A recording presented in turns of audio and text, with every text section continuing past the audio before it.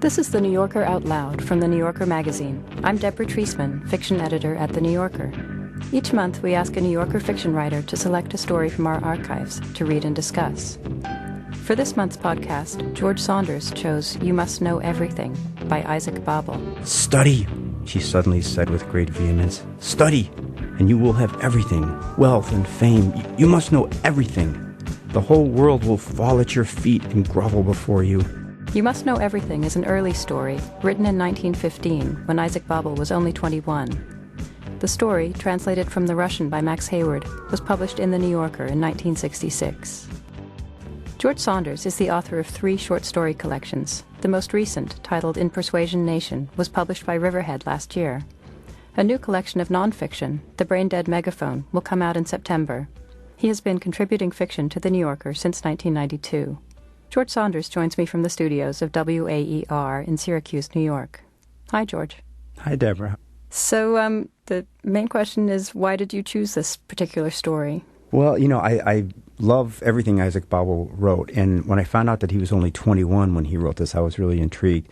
And especially to find out that everything he later perfects is here. It's all present in kind of this crude form.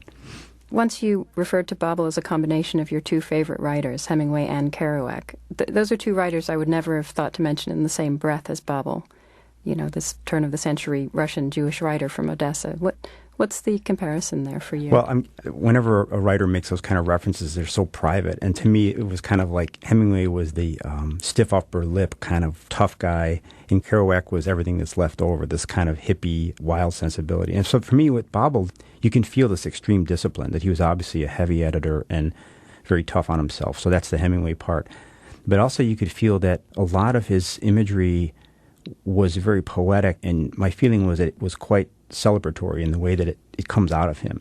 Mm-hmm. So until I discovered Babel, I think I was doing a lot of shutting myself down with that discipline. Like everything was, even adjectives were too decadent, And so suddenly then to see Babel who could do both, he was obviously not a first draft guy. He was somebody who was just wringing the life out of every story or into every story. But when the time came for him to sort of do a little poetic burst, he also recognized that as a legitimate thing to do. So somehow, in my very, self-referential system, he was a combination of those 2. Uh-huh. Can you just say a little bit about what the story is about? The way I read the story is it's kind of the young Isaac Babel surveying his life to date and saying, where has the real emotion been?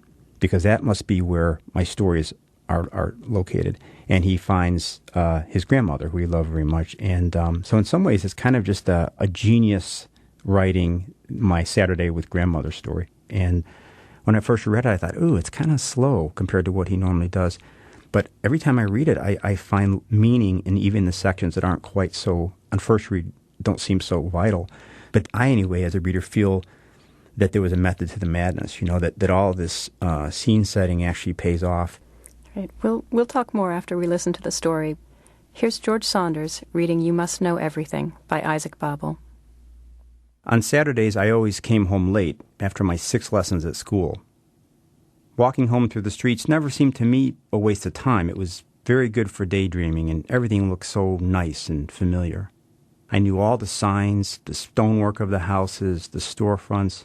I knew them in some special way all my own, and I was quite convinced that I saw in them what really mattered, that mysterious something that we adults call the essence of things. It was all very firmly fixed in my mind. If anybody happened to mention one of the stores, I could immediately picture its sign with the gilt letters and the scratch in the left-hand corner, the girl cashier with her high hairdo, and the aura clinging to the place, which is unlike the aura of any other store. And it was from such stores, people, auras, and theater posters that I pieced together my native city of Odessa. I remember, feel, and love it to this very day. I know it as one knows the fragrance of one's mother's skin, the flavor of love, words, smiles. I love it because I grew up in it, was happy, sad, and dreamed my dreams, fervent dreams that will never return. I always walked along the main street, which was the most crowded. The Saturday I'm going to write about was at the beginning of spring. At that time of year, we didn't have that mild and soft air which in central Russia is so exquisite over some quiet river or gentle valley. We had a slight glinting chill in the air, a hint of passion with a cold edge to it. I was just a kid at the time and knew nothing about anything, but blossoming and rosy-cheeked, I was affected by the spring just the same. I always took my time on the way home from school. I scrutinized every jewel in the jeweler's shop and read the theater posters from beginning to end. Once I was studying the pale pink corsets with crinkly garters at Madame Rosalie's and was just about to move on when I bumped into a tall student with a large black mustache. He was grinning all over his face and he said, "Having a good look, eh?" I blushed. He gave me a knowing pat on the back and said condescendingly, "Keep it up, old fellow. Good for you. All the best." He guffawed, turned on his heel, and walked away. I was very embarrassed, went straight home, and never again stopped to gaze into Madame Rosalie's shop window. I was supposed to spend this particular Saturday at home with my grandmother. She had her own room at the far end of the apartment, behind the kitchen. In the corner of her room there was a stove. Grandmother always felt cold. It was always hot and stuffy in her room, and this made me miserable, and I wanted to escape. On this day I took all my paraphernalia, books, music stand, and violin, into Grandmother's room. The table was already laid for me. Grandmother sat in her corner while I ate. Neither of us said a word. The door was shut and we were alone. For dinner I had cold gefilte fish with horseradish, a dish for the sake of which it would pay one to convert to Judaism, a thick tasty soup, roast meat and onions, lettuce, fruit salad, coffee, pie, and apples. I ate it all. I may have been a daydreamer, but I also had an appetite. Grandmother cleared the table and the room became neat and clean. There were some sickly-looking flowers on the windowsill. The only living things that Grandmother loved were her son, her grandson, her dog Mimi, and flowers. Mimi also came in, curled up on the sofa, and immediately fell asleep. She was a terrible sleepyhead, but a wonderful dog, kind, sensible, small, and good-looking. She was a pug with a light-colored coat. She had not grown fat and flabby in her old age, but had kept herself in good trim. She lived out the whole of her life of 15 years with us, from birth to death, and naturally enough, she loved us all, particularly Grandmother, who was so hard and merciless. Some other time I'll tell the story of their silent and furtive friendship. It is a good, moving, and tender story. Anyway, there we were, all three of us, Grandmother, Mimi, and I. Mimi was sleeping. Grandmother, in a good humor, sat in the corner in her silk Sabbath dress, and I was supposed to do my lessons. It was a difficult day for me. I had already had 6 lessons at school, and now my music teacher, Mr. Sorokin, was supposed to come, and so was Mr. Lieberman, my Hebrew teacher, to give a lesson we'd missed. Payson, the French teacher, might also come, and I had to prepare a lesson for him. There would be no trouble with Lieberman. We were old friends, but music and those scales were sheer misery. I spread out my exercise books and began to do my lessons. Grandmother did not interrupt me, God forbid. Her face was drawn and blank because of her reverence for my work. She fastened her round, bright yellow eyes on me. Whenever I turned over a page, they followed the movement of my hand.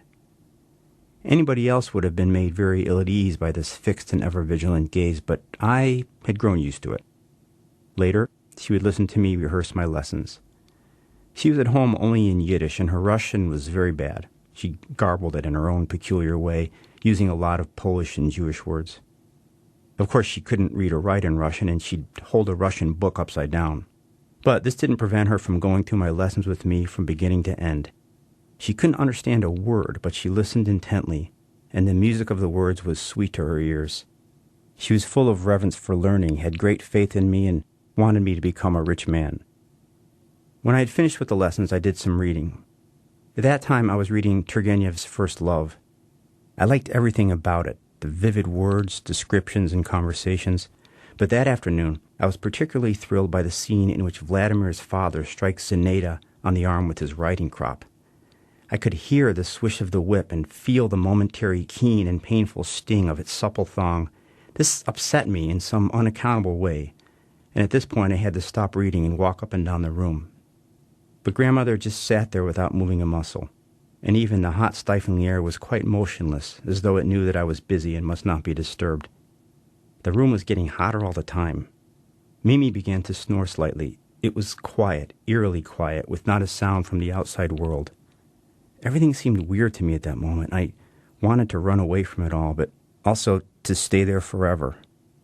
The darkening room, grandmother's yellow eyes, her tiny figure wrapped in a shawl, hunched up and silent in the corner, the heat, the closed door, the crack of the whip, its loud swish. Only now do I understand how bizarre all this was and how much it affected me. I was startled out of my troubled state by the ringing of the doorbell. It was Mr. Sorokin. I hated him at that moment. I hated his wretched scales, all this meaningless, futile, squawking music. It must be said that Sorokin was a splendid fellow. He had close-cut hair, fine large hands, and magnificent full lips. Today, under grandmother's eye, he had to teach me for a whole hour, even a little over, and really give value for money. He got no credit for his pains.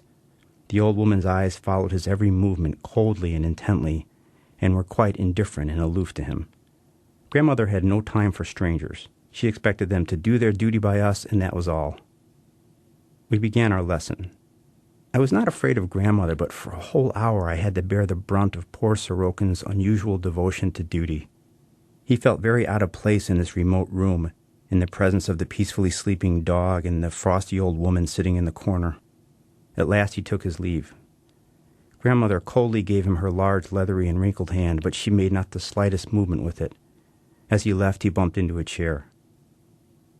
I endured the following hour as well, Mr. Lieberman's Hebrew lesson, and the moment came when the door closed behind him, too. By now it was nightfall.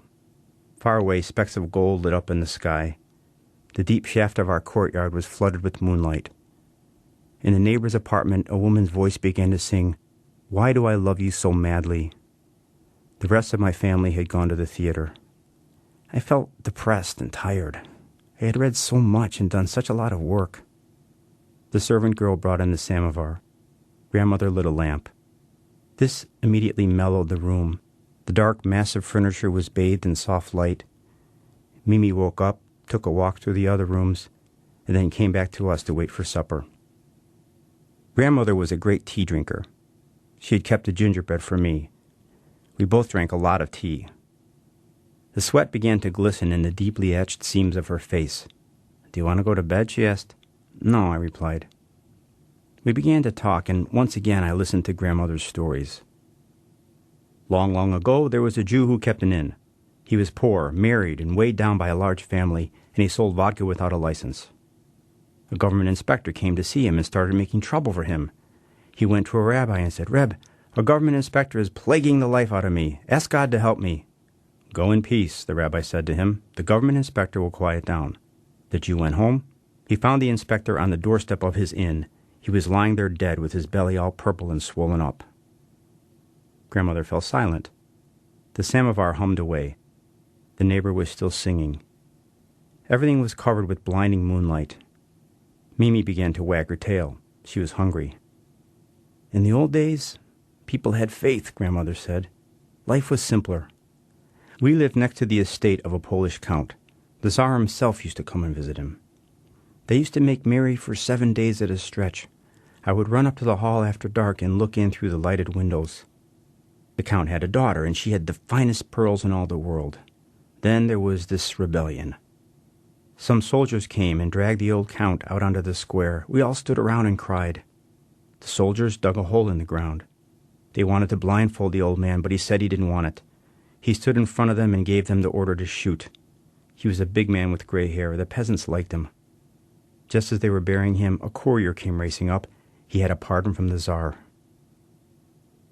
The samovar was slowly going out. Grandmother drank her last glass of tea, which had gone cold by now, and sucked a piece of sugar in her toothless mouth. "Your grandfather," she said, "was a great one for telling stories. He didn't believe in anything, but he trusted people. He gave away all his money to his friends, but when he came to them for help, they threw him downstairs. That made him a little queer in the head." And she went on to tell me about my grandfather. He was a big man with a sharp tongue, passionate and overbearing. He played the violin, wrote essays at night, and knew all languages. He was ruled by an insatiable thirst for knowledge and life. The general's daughter had fallen in love with their elder son, and this had been the son's undoing.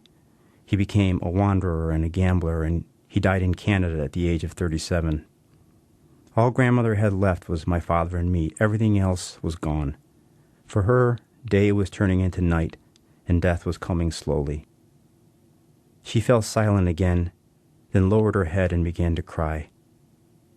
"Study," she suddenly said with great vehemence. "Study, and you will have everything, wealth and fame. You must know everything. The whole world will fall at your feet and grovel before you. Everybody must envy you. Do not trust people. Do not have friends. Do not lend them money. Do not give them your heart." She said no more. There was silence in the room. She was thinking about years gone by and all her troubles. She was thinking about my future, and her stern commandments pressed down heavily and forever on my weak, untried shoulders. In the dark corner, the iron stove glowed red hot and gave off a fierce heat. I was hot and stifled, and I wanted to run outside into the fresh air and escape, but I hadn't even the strength to raise my head. There was a crash of crockery in the kitchen.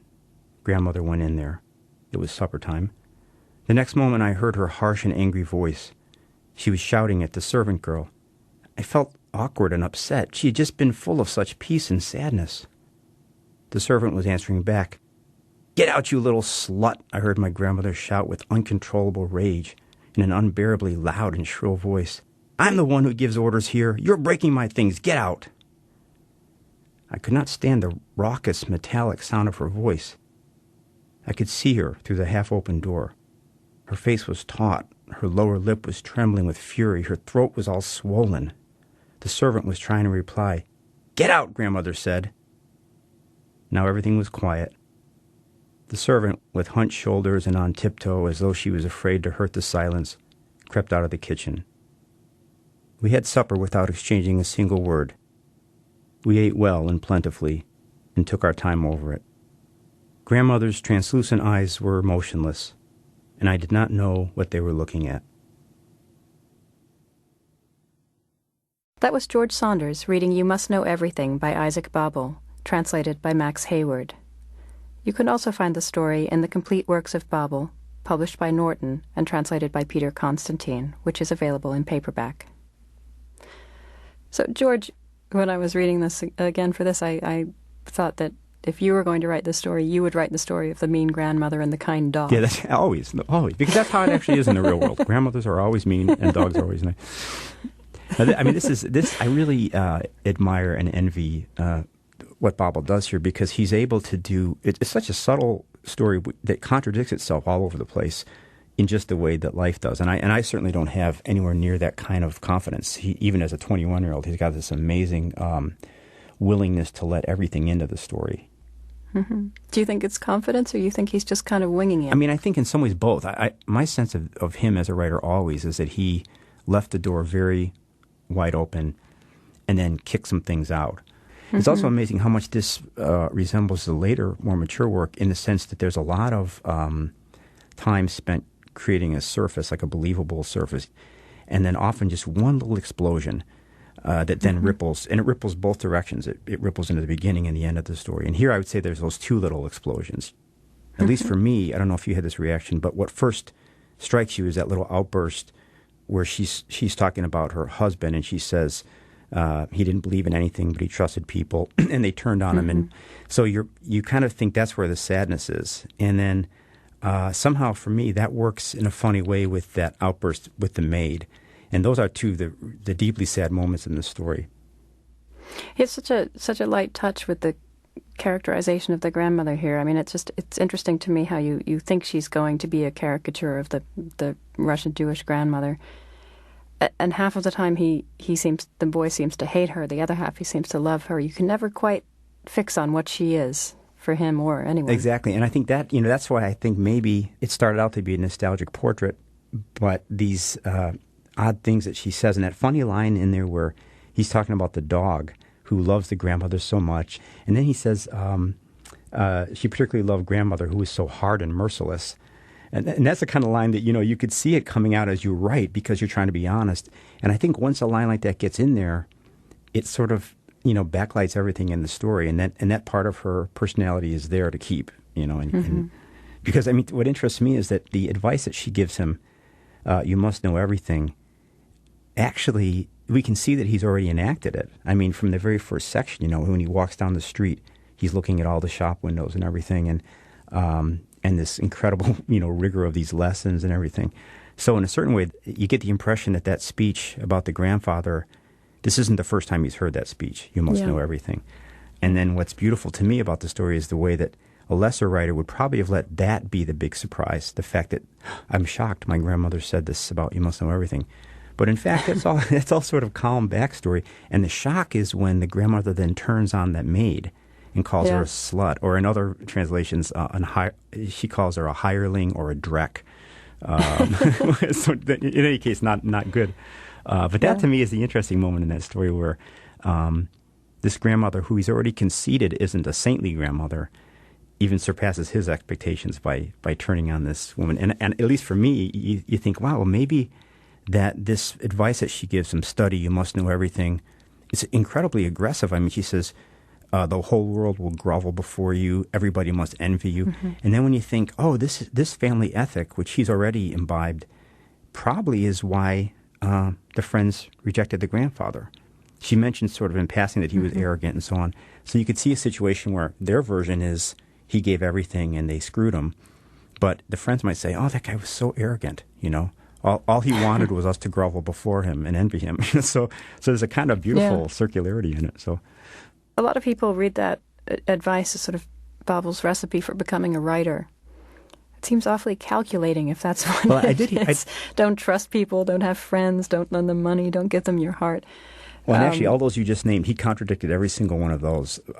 He was apparently always giving money away, both in Paris and in Russia, and had a lot of good friends. But I did hear once that he would say, you must know everything. And he used to, when he met a woman, he would pay her for the privilege of looking into her purse, with the idea with the idea that you could sort of tell a lot about a person by what they had in their purse. It also seems like a bit of a pickup line, but he also, I mean, some writers say that he one of the reasons he ended up being killed by Stalin was that he had gotten really close to the police chief, and partly Babel was just fascinated by that stuff, and I think also he really did feel like the more you knew, the more you could get into your stories. George Saunders, thanks so much. Thank you. That was fun. George Saunders' most recent collection of stories is titled In Persuasion Nation. You can also read a new Saunders short story, Puppy, on our website, newyorker.com. To subscribe to this and other free New Yorker podcasts, please visit the iTunes store. You can also download the weekly audio edition of the magazine through iTunes or audible.com. You've been listening to The New Yorker Out Loud from The New Yorker magazine. I'm Deborah Treisman. Thanks for listening.